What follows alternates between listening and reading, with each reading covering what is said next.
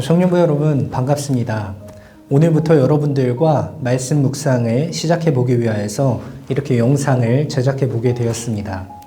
오늘은 이제 첫날이기 때문에 제가 서론적인 이야기를 몇 가지만 좀 하고 시작을 하도록 하겠습니다.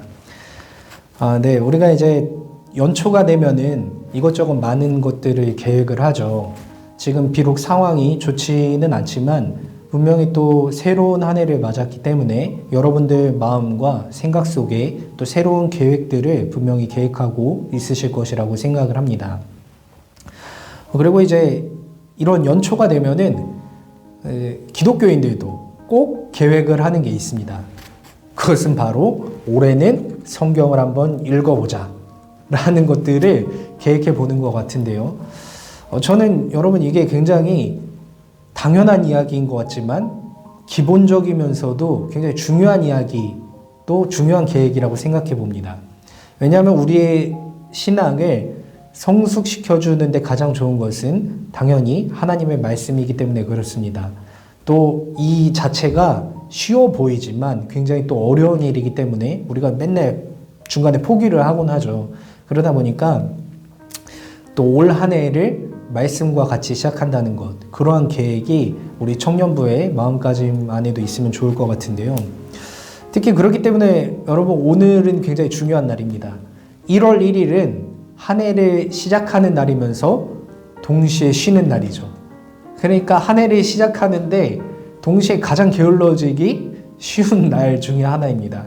그렇기 때문에 오늘을 굉장히 잘 보내는 것이 중요하고 또 한 해를 이렇게 잘 시작하는 것이 중요한 게 우리가 여전히 이제 코로나라는 상황 때문에 어려운 상황에 있기 때문에 이렇게 개인적으로 보내는 시간, 개인적으로 보내는 시간을 경건하게 보내는 것은 지금 시대에 보면 어떻게 보면 굉장히 필요한 일이라고 할 수 있기 때문에 그렇습니다.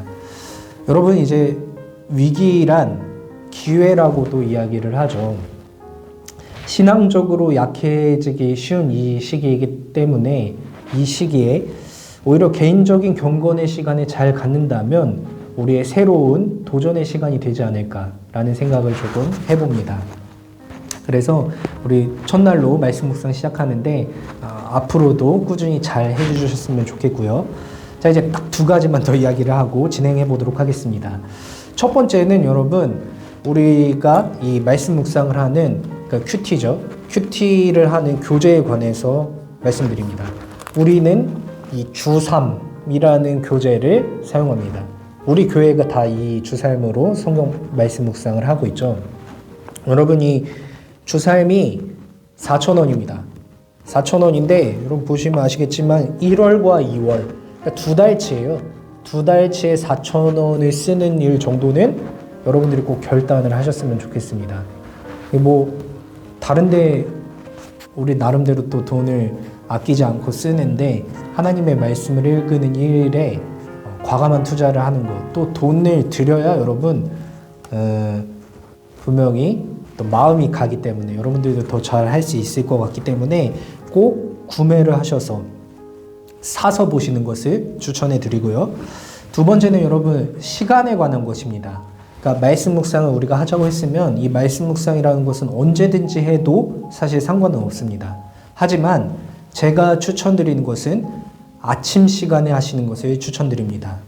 왜냐하면 아침에 해야 그 말씀 묵상을 한 것을 가지고 그날 하루를 살기 때문에 그렇습니다. 여러분 뭐 분명 밤에 해도 상관은 없어요. 밤에 해도 상관없지만 밤에 하면은 그날 했던 일에 대한 평가밖에 안 될 수도 있습니다. 그럴 수도 있기 때문에 밤낮으로 읽는 것 당연히 중요하지만 가급적이면 하루의 첫 시간 아침을 여러분들이 말씀 묵상으로 열어가시고 하나님의 말씀으로 하루를 시작하셨으면 좋지 않을까라고 생각해 봅니다. 그렇다면 우리가 이제 새해 첫날로 주살m을 시작하면서 하게 되는 본문은 마가복음입니다. 마가복음의 말씀으로 한번 들어가 보도록 하겠습니다. 제가 먼저 성경을 봉독하도록 하겠습니다. 잘 들어주시고 잘 따라서 읽어주시면 좋겠습니다. 하나님의 아들 예수 그리스도의 복음의 시작이라. 선지자 이사야의 글에 보라 내가 내 사자를 내 앞에 보내노니 그가 내 길을 준비하리라.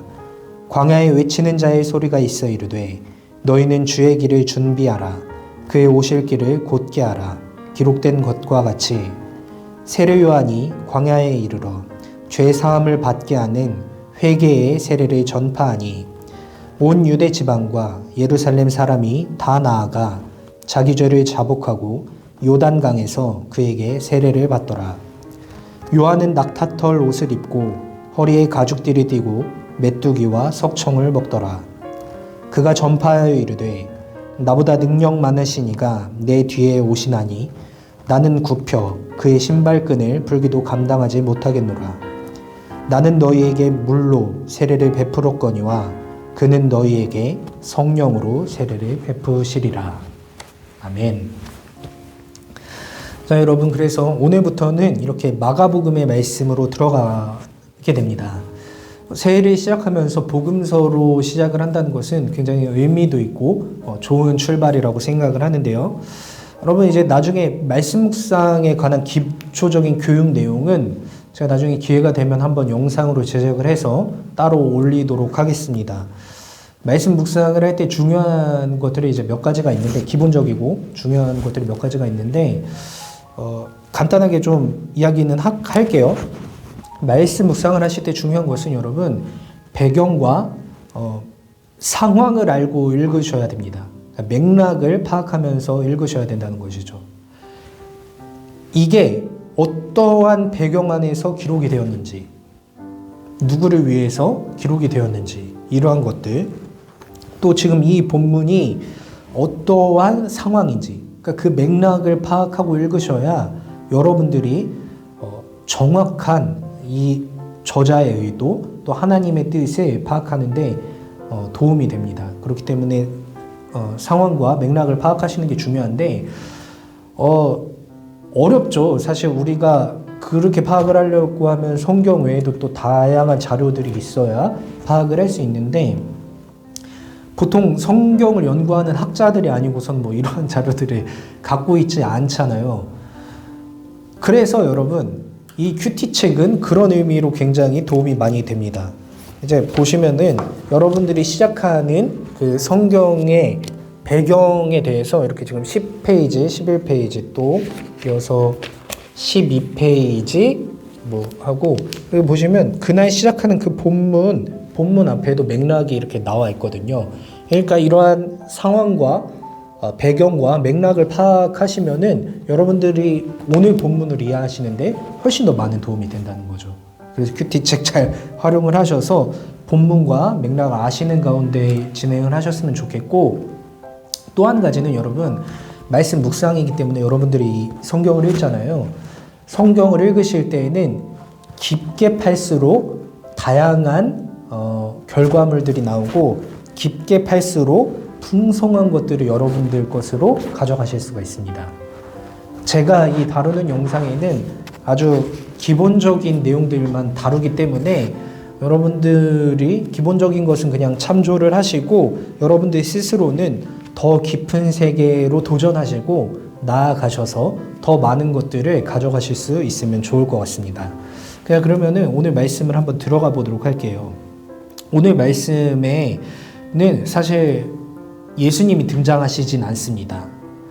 이제 다른 공간 복음서들, 그러니까 오늘 우리가 읽은 마가복음서를 제외하고, 복음서는 이제 원래 4개죠. 마태, 마가, 누가, 요한이고, 이제 같은 관점으로 쓰여진 복음서를 공간 복음서라고 하는데, 요한복음을 제외하고 마태, 마가, 누가거든요. 그 중에 이제 우리가 오늘 읽은 마가복음 제외하고 마태와 누가복음에서는 항상 시작을 예수님의 탄생으로부터 시작을 한다는 것이죠. 근데 오늘 마가복음은 똑같이 예수님에 대해서 기록해 놓은 글이면서도 예수님의 탄생을 다루지 않습니다. 그러니까 마가라는 저자가 더 중요하게 보고 있는 것이 있다는 것이라는 것이죠. 관점이 있다는 것입니다. 그래서 이제 오늘 처음 1절 말씀은 이렇게 시작을 합니다. 하나님의 아들 예수 그리스도의 복음의 시작이라 라고 시작을 합니다. 여러분들 이 1절에 주목해 보셨으면 좋을 것 같습니다. 이 말이 의미하는 바가 있기 때문에 그렇다는 거죠.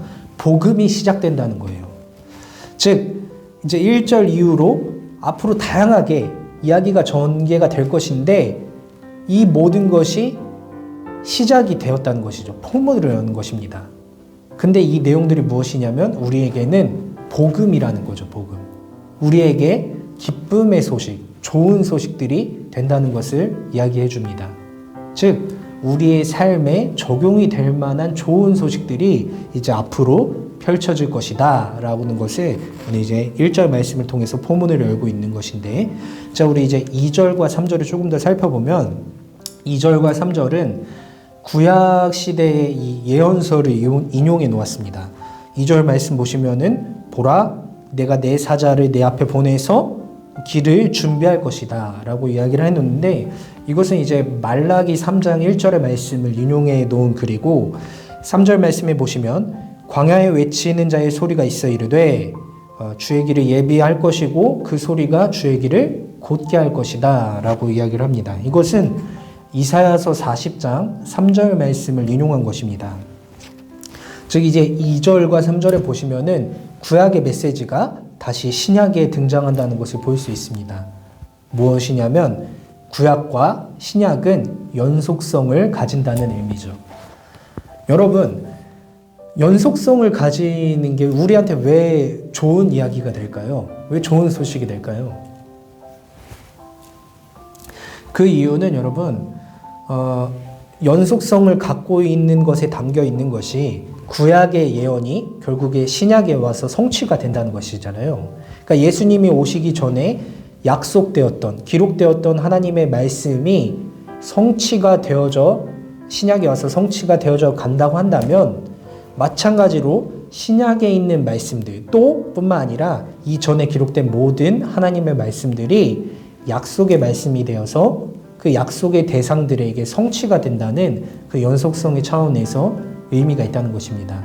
즉 이 말씀을 듣는 우리, 또 우리를 향한 말씀들로 인해서 우리의 삶 가운데 이 하나님의 모든 기록된 말씀들이 우리 삶 가운데 성취되어져 나갈 것이다 라는 아주 중요한 의미, 연속성의 의미가 있다는 것이죠. 자, 우리 조금 더 살펴보도록 하겠습니다.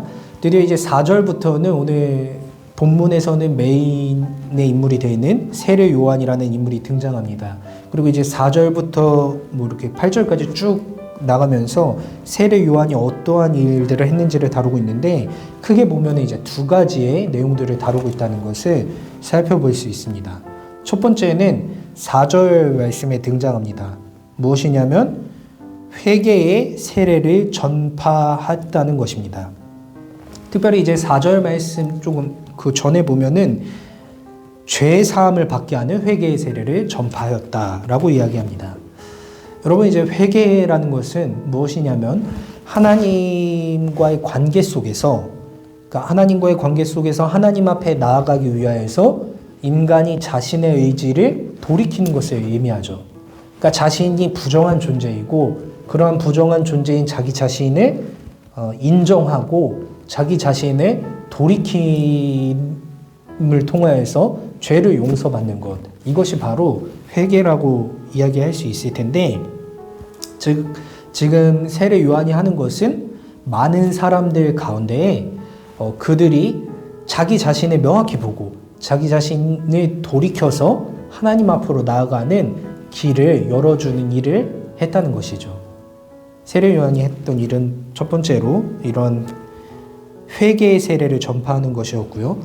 두 번째로는 7절 말씀에 나와 있습니다. 7절 말씀에서 우리가 살펴볼 수 있는 것은 바로 다음에 오실 분에 대한 증언을 하고 있다는 것을 살펴볼 수 있습니다. 7절 말씀에 나보다 능력 많으신 이가 내 뒤에 오실 것이다. 그리고 나는 그의 신발끈을 풀기도 감당하지 못할 정도다. 내 뒤에 크신 분이 오실 것이라는 것을 이 의로운 사람이었던 세례 요한이 이야기를 하면서 사람들의 마음 가운데 기대감을 심어주고 있다는 것을 알 수 있습니다. 그리고 이제 8절 말씀에 보시면 내 뒤에 오시는 분과 나, 그 세례 요한의 결정적 차이가 드러납니다. 그건 무엇이냐면 나는 물로 세례를 베풀지만 뒤에 오시는 나보다 능력 많으신 그분은 성령으로 세례를 베풀 것이다 라는 것입니다. 이 차이가 여러분 굉장히 중요한 차이라고 할 수 있습니다.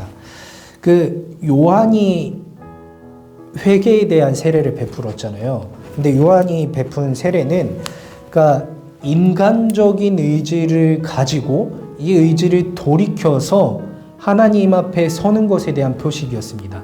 그러한 의미로서의 세례라고 한다면은 뒤에 오실 분, 나보다 크시니 예수님께서 베푸시는 세례는 단순히 어떤 인간의 노력을 통해서 하나님께 나아가는 정도가 아니라 그 인간의 존재 자체를 바꿔버리는, 그러니까 하나님의 영이신 성령의 능력으로 인간 존재 자체를 의로운 이로 만들어주는 그러한 차원의 능력이 있다는 것을 이야기하는 것입니다.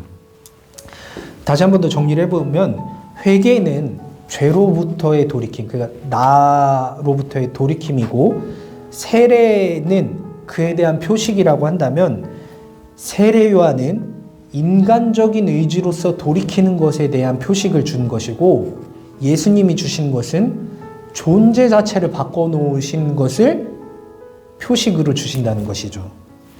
이거 굉장히 중요한 이야기라는 것입니다. 그리고 여러분, 오늘 말씀은 우리의 삶에 이러한 일들이 펼쳐져 나갈 것이다라는 것을 약속해주고 있다는 것입니다. 자, 이렇게 해서 우리 오늘 말씀을 이제 간단하게 기본적으로 묵상해 보았습니다. 그리고 저는 이 내용을 이제 두 가지로 정리해 보았는데요. 첫 번째는 오늘 말씀에서 비록 예수님께서 직접적으로 등장하지는 않으셨지만 구약으로부터 예언되었던 약속들이 하나하나 성취되어져 나가는 연속성을 볼 수 있었다는 것입니다. 이 연속성을 통하여서 우리의 삶 가운데도 연속해서 이 약속들이 이루어질 것이라는 것을 생각해 보았고요. 두 번째는 이제 이런 약속들을 통하여서 우리의 삶에 변화가 나타날 것이다 라는 것을 살펴보았던 것 같습니다. 처음에는 이제 세례 요한이 했던 회개에 대한 세례 같은, 그러니까 나의 의지로 교회를 다녔기 때문에 또 주변에서 이야기를 하고 내가 성경 말씀을 듣고 뭐 깨닫는 바가 있었기 때문에 내 인간적인 의지로 돌이키는 것이 있었다고 한다면 정말 하나님의 때가 이르러서는 예수님께서 나를 인격적으로 만나주시는 그 날에는 나의 존재가 바뀌어서 내가 인간적으로 노력했던 그 돌이킴보다 훨씬 더 기쁘고 훨씬 더 복된 삶이 나에게 펼쳐질 것이다 라는 것을 살펴보았던 것 같습니다. 그래서 그 내용에 대해서 잘 정리해 준 게 오늘 이제 포문을 열었던 1절 말씀인 것 같습니다. 하나님의 아들 예수 그리스도의 복음의 시작이라. 제가 그래서 여러분 오늘 말씀 묵상을 준비하면서 오늘 말씀 묵상의 제목을 당신의 삶에도 복음이 시작되게 하라 라고 붙여보았습니다. 하나님의 말씀이 우리를 향한 약속이라면 이 약속을 무시하는 것이 아니라 이 약속을 우리에게 주신 것이고 믿음으로 붙잡는 순간에 우리의 삶에도 우리의 삶을 새롭게 하시는 하나님의 복음의 삶이, 예수 그리스도의 복음의 삶이 시작될 수 있다는 것입니다. 그렇기 때문에 이렇게 붙여보았습니다. 자, 여러분 오늘 이제 한번 말씀 묵상을 해 보았는데 여러분 오늘 말씀은 여러분들에게는 좀 어떻게 다가오시나요? 저는 가장 기본적인 것들을 알려드렸지만 여러분들 나름대로 또 말씀을 이렇게 잘 묵상해 보시면은 분명히 여러분들 안에 풍성한 그 은혜가 있을 것입니다. 그리고 그 풍성한 은혜를 가지고 오늘 하루를 잘 살아내시는 향기나는 교회 청년부 되시길 소망합니다.